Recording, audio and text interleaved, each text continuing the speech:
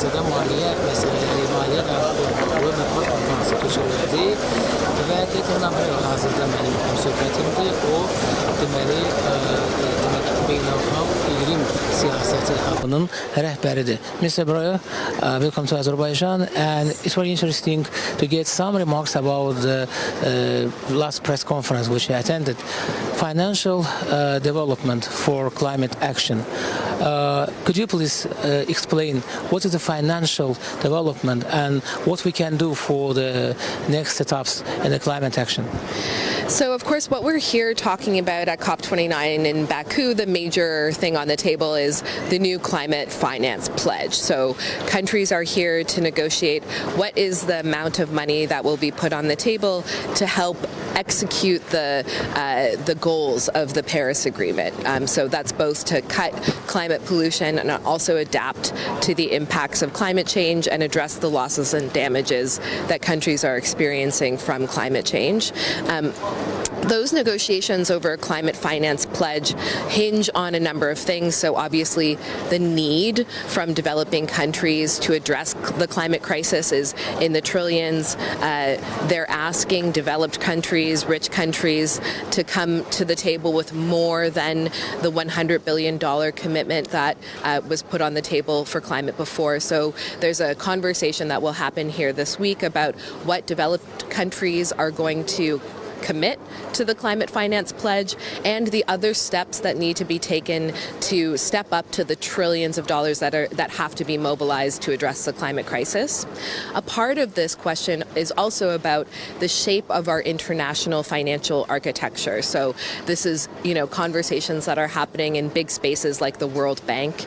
And I think there are rightly so questions being asked there around levels of debt that developing countries are facing and how we alleviate some of that pressure on countries, and also how we can make sure that the countries that need access to this finance most are actually able to get those finances that they need to address climate change. You mentioned the international organizations. Is there funds enough for the countries which face it affected climate change? I mean, loss and damage found exactly too. So we have a couple of reports that were released last week that I think we can turn to for answers to those questions. So there is the high-level expert group on finance that was set up by the UN Secretary General. They released a report last week talking about how we can mobilize into the trillions to free up some of that money.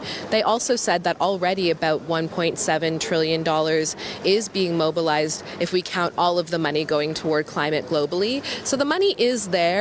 The question is, how do we make sure that developed countries are providing the finance they need to in an accountable way, and how do we make sure that those countries that need it most are actually be able to access it? And part of the answer to that is the multilateral development banks, who also released a report last week saying, here's the amount of money that we think we can mobilize for climate action, and how we think we can step that up over time. So I think the short answer is the money is out there, and the conversations that we have to have here this week is how we make sure we're getting it where it needs to go, and how we make sure that there's a collective effort from all of the signatories to the Paris Agreement to step up to the level of financing that's needed to address the climate crisis. Thank you so much, and I will translate for my audience. My pleasure. Bəli, və qeyd edir ki, mən o sual verdim ki, ümumiyyətlə maliyyə dayanıqlılığı və maliyyə inkişafı nədən ibarətdir? Yəni biz iqlim dəyişikliyində maliyyənin rolunu necə görürük? O isə qeyd etdi ki, COP29-da bu müzakirələrin aparılması son dərəcə vacibdir. Biz imkanlarımızı səfərbər etməliyik. Nəzərə almalıyıq ki, iqlim dəyişikliyindən əziyyət çəkən ölkələr də var. Məsələn, trilyon dollar tutaq ki, Beynəlxalq Valyuta Fondunun müəyyən dəstəyi ola bilər. Amma bu kollektiv şəkildə olmalıdır və biz bütün imkanlarımızı, bütün məsrəflərimizi, bütün daha doğrusu maliyyə imkanlarımızı ortaya qoymalıyıq ki, görək kim nə qədər kömək edə bilər. Eləcə də bu barədə ötən həftə Birləşmiş Millətlər Təşkilatının baş katibinin çıxışında məlumat verilmişdi. Yəni o özü məlumat vermişdi və demişdi ki, bu faktiki olaraq bizim imkanlarımızın bir növ ortaya çıxmasıdır. Yəni biz nə qədər xərcləməliyik, necə xərcləməliyik. Ümumiyyətlə o ölkələr hansılar ki, iqlim dəyişikliyindən əziyyət çəkir, onların dəstəyə böyük ehtiyacı var. Və biz baxmalıyıq ki, hansı ölkəyə nə qədər yardım lazımdır. Bax, biz əslində bunları müzakirə edirik. Və bu baxımdan da məhz İqlim fəaliyyətində maliyyə dayanıqlılığının olması həm də eyni zamanda Loss və Endemage fondunun da işlək olması deməkdir. Yəni bütün bunlar bir-birilə sıx şəkildə bağlıdır.